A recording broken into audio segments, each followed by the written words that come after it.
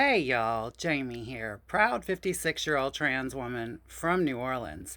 So, where last I left off, y'all, I was driving in the French Quarter in New Orleans. It was 1997, and I was in my minivan and I got T-boned, yes, by a little Toyota pickup truck. And it was coming through the French Quarter. It was coming up Dauphine. I was crossing Toulouse, and this truck slammed into my truck on my van, slammed into my van on the driver's side.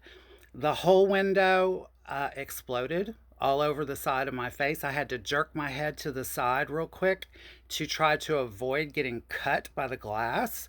I got lucky with that. I had little cuts like on my arm and stuff. Yeah, it wasn't cute. I had been drinking this night, okay? I had had drinks at the bar at Le Roundup, and I was on my way home, and this happened. And I did not know what to do. I freaked the fuck out because I wasn't in the wrong. Like the guy didn't have headlights on. That was what happened. He didn't have headlights on. So I didn't see him coming down the street. Okay. Now, because I did have a stop sign, but I stopped. That's the thing. I stopped, but I didn't see anybody coming because he didn't have headlights on and it was in the middle of the fucking night. So, y'all, he just T-boned me, you know?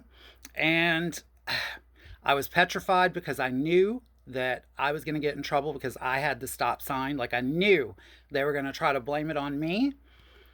But as luck would have it, see, in the French Quarter, when you work for the bars in the French Quarter, especially when you've worked for the strip clubs where they pay the cops off with their little envelopes every week, yeah, the owners of the strip clubs used to give those cops their little envelopes every week to leave the bar alone. Part of leaving the bar alone included leaving the girls alone that worked for said bar. So, once you were known as one of the girls that worked for those clubs that paid their checks, not paid their checks, but paid their hush money, they tended to take, they had your back. If you got into trouble, they tended to have your back. So, this guy, the cop that showed up, he knew me.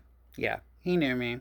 And I had been chewing gum. I think I had cinnamon flavored gum I always kept cinnamon flavored gum back then. And I had cinnamon flavored gum in the car. I was smacking away on it when the cop showed up. The cop knew me. He was like, Jamie, what's going on? What happened? I told him what happened. I told him the truth. Like I told him the truth. Now he could smell it on my breath that I had had drinks. He could have been a real dick about it.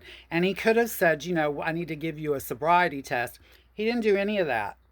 Mm-mm. And in fact, he wrote up the report and took my word for it. Said that the guy's headlights were off, which they were. I wasn't lying, but the cop took my side.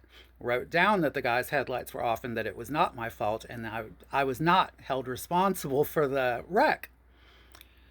That worked out to my advantage a lot and saved my ass a lot because I would have been in trouble without that. Okay. First of all, I would have had a DUI. That would have been the big problem. But aside from that, I would have been totally at fault and I would have lost, I just would have lost out. All I had was liability insurance. I didn't have full coverage.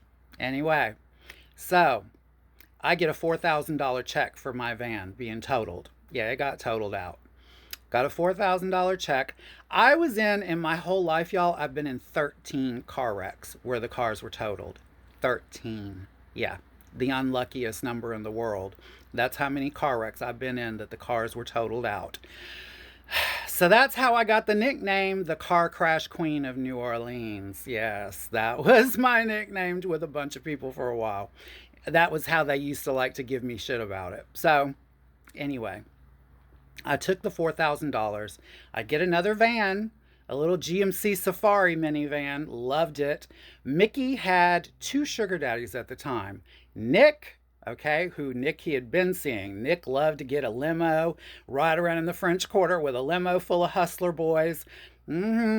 and pay them to just carry on with each other in front of him. Yeah. He liked Mickey to watch his back and go to the casino with him. You know, what else they did, not my business, not my business, but I heard things. Anyway, Mickey would come home with hundreds and hundreds of dollars all the time from Nick, okay?